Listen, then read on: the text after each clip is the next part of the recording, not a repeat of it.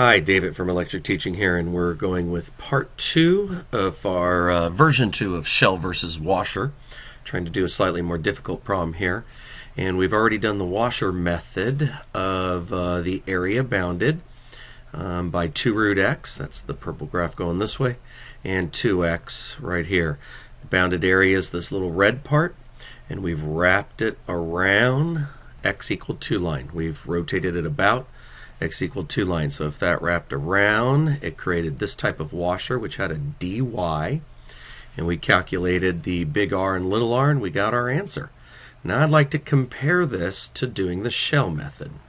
Okay, and I do have a video out there that teaches the shell method, so I'm going to try to race through this and make sense of this as fast as we can. But obviously explaining all the steps as I usually do, but I'm not going to be as thorough in my explanation as maybe my previous ones. So with the shell method, we're thinking of 2 pi r h. That's the big idea, because what we're doing here is a cylinder, and we're thinking of wrapping the labels around. If this has a 2 pi r, and if you imagine this is like a roll of paper, just all nice and tight, each one single round roll will be our shell. Every once around will be our shell. And each one is a 2 pi r radius with an h height.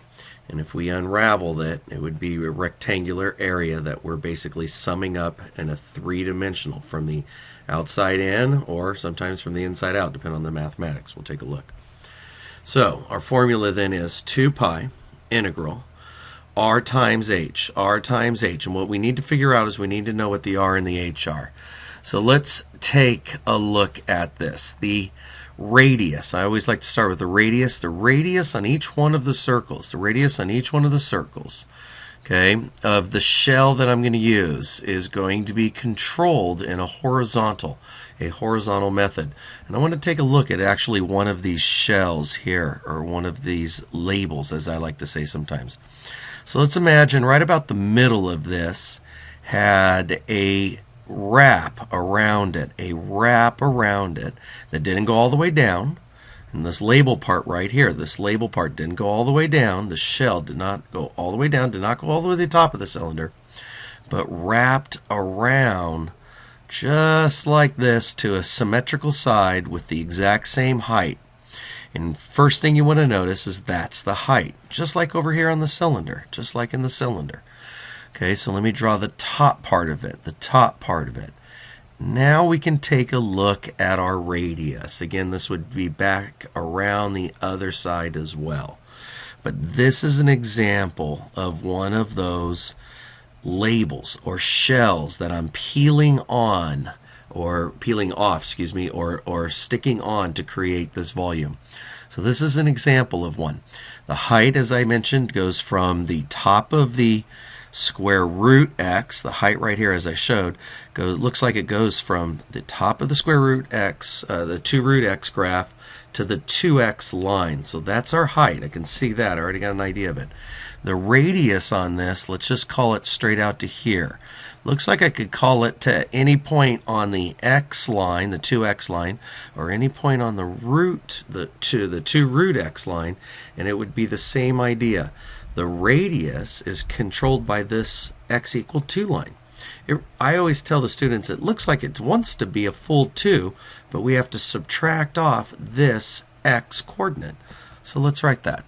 The radius is 2 minus an x coordinate. Now, is this going to be a dx or dy? Quick little look. The label is a thickness.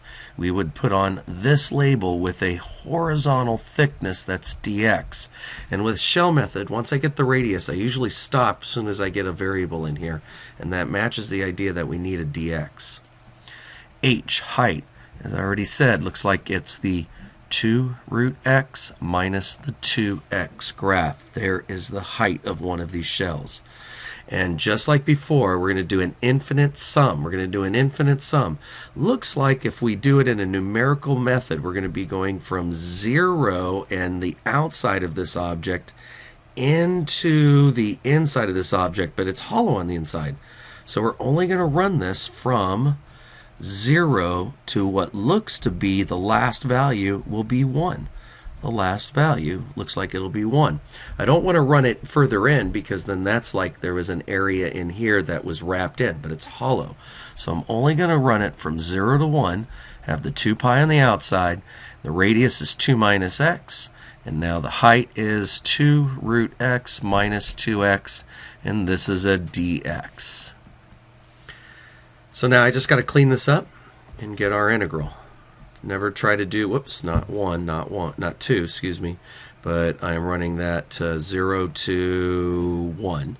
Okay, and there is no product rule for integrals. There is no product rule for integrals, so you have to FOIL this out. Multiply out these binomials. Looks like a 4 times a root x, so x to the 1/2 to get it ready for the integral.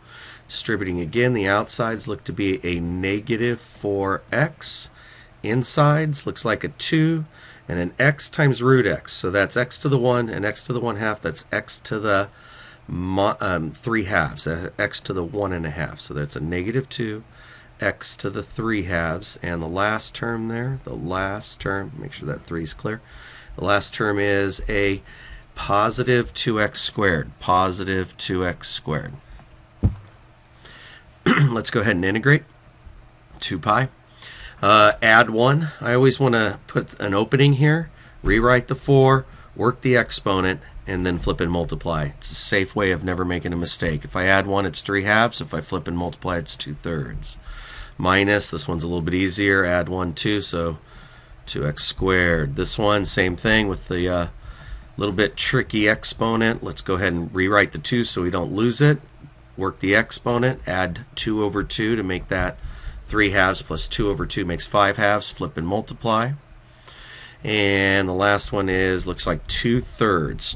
2/3 x cubed. Add 1, excuse me, add 1 and then divide. So, and I always say flip and multiply. It'd be a little bit easier. We're running this from 0 to 1. 0 to 1. Let me give myself a little more room here. Clean this up. Got 2 pi on the outside.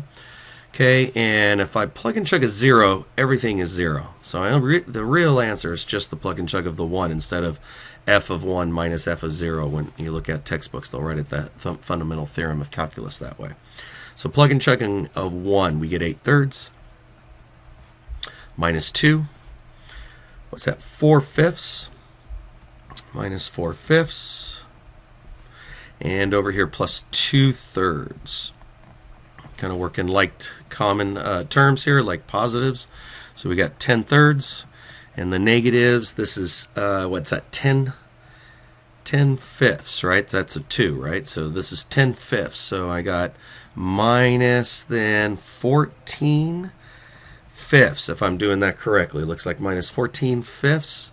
Common denominators, quick and easy. Don't worry about it. Just change these guys. I need them both multiplied by 15.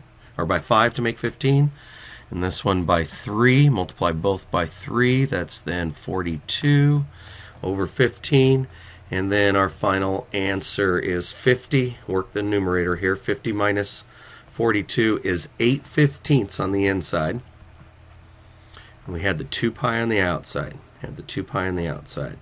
So we're looking at 16/15 pi.